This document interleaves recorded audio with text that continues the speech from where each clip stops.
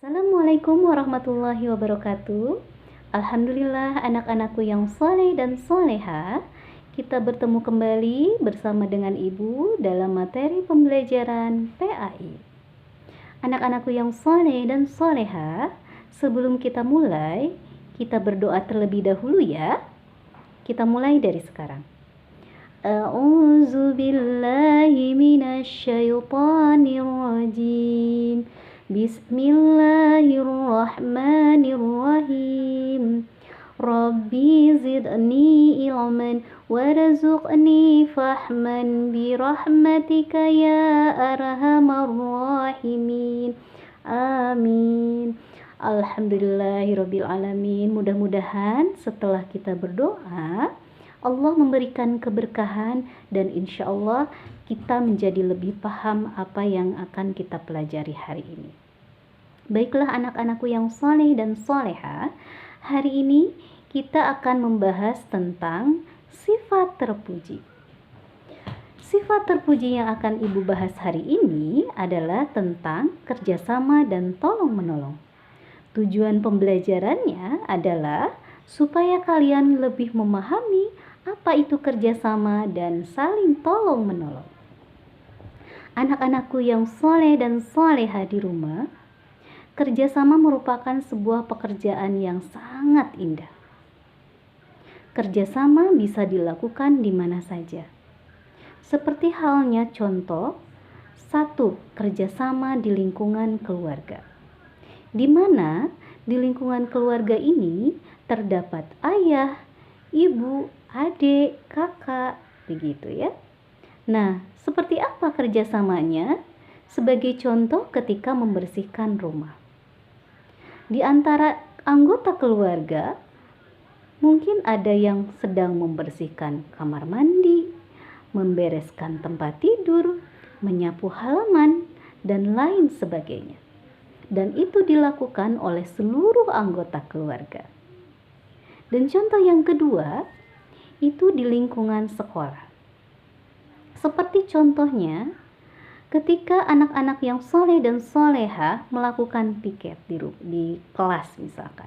Ada yang menyapu, ada yang mengepel, ada yang melap kaca, dan lain sebagainya. Dan yang terakhir, contoh kerjasama di lingkungan masyarakat.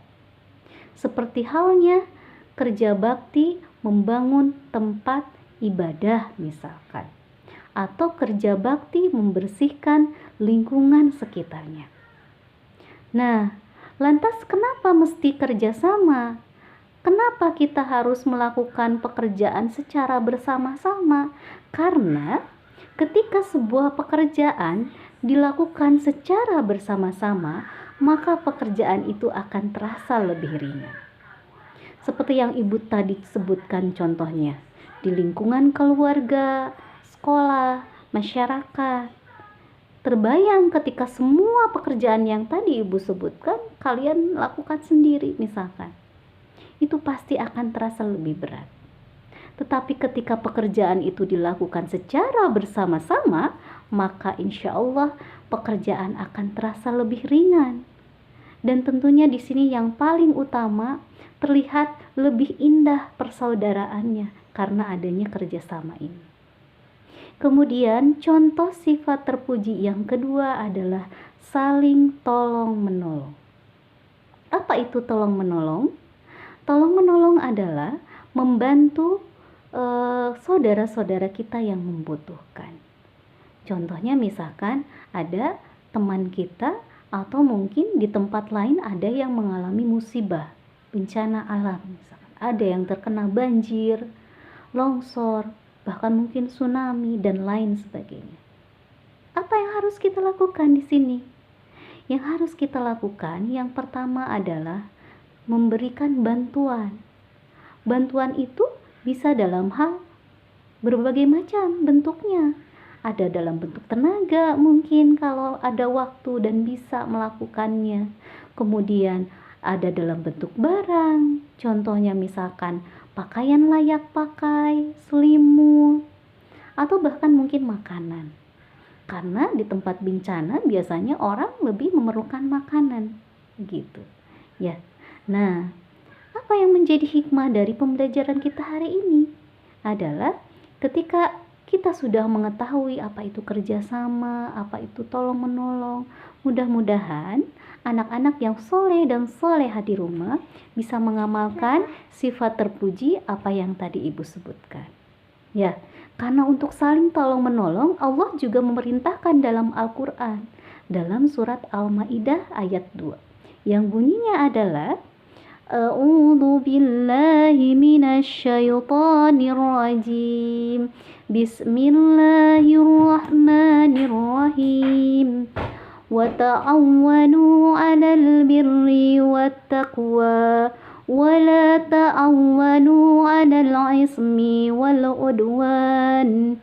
Wattaqullaha innallaha sadidul 'iqab, yang artinya, dan tolong menolonglah kamu dalam hal kebaikan dan takwa, dan janganlah kamu tolong menolong dalam hal kejahatan dan kemungkaran.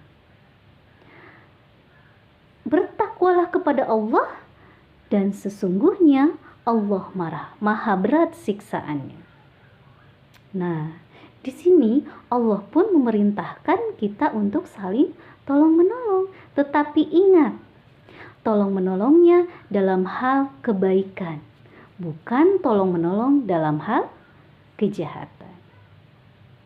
Dari apa yang tadi ibu bahas, kita dapat tarik kesimpulan. Yang pertama, tolong menolong dan kerjasama diperbolehkan apabila satu, dalam hal kebaikan.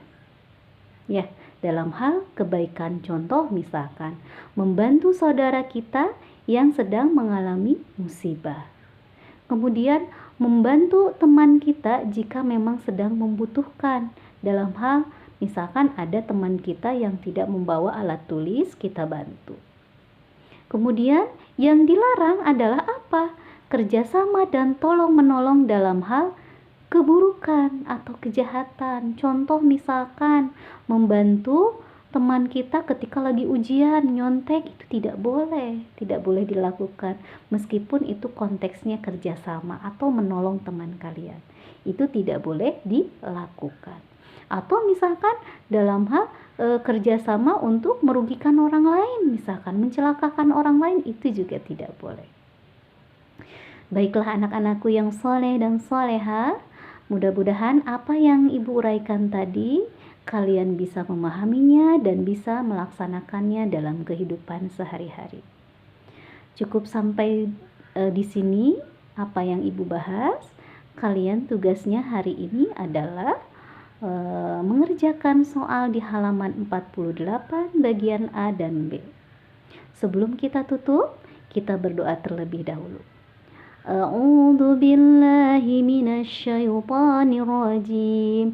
Bismillahirrahmanirrahim. Subhanakallahumma wa bihamdika asyhadu an la ilaha illa anta astaghfiruka wa atubu ilaik. Assalamualaikum warahmatullahi wabarakatuh.